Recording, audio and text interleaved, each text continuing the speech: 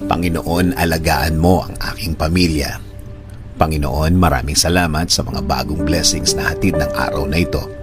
Alam ko, Lord, na marami ka na namang pagpapala na ibibigay sa akin. Tulad na lang ng nagising ako sa araw na ito. Ito pa lang, alam kong may plano ka pa para sa akin. At alam ko, Lord, na lahat ng plano mo, lahat ng bagay na gusto mong gawin sa buhay ko, ikakaganda ng aking buhay. Ikaka-level up ng aking araw-araw. At alam ko din, Lord, na alam mo ang lahat na nangyayari sa aking buhay.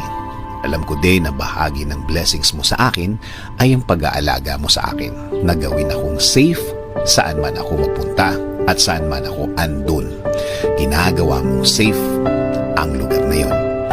At alam ko, Lord, na since ikaw ang nanguna ng aking buhay, alam kong patuloy mo akong i-guide sa mga darating na araw at panahon. At sa lahat ng aking gagawin,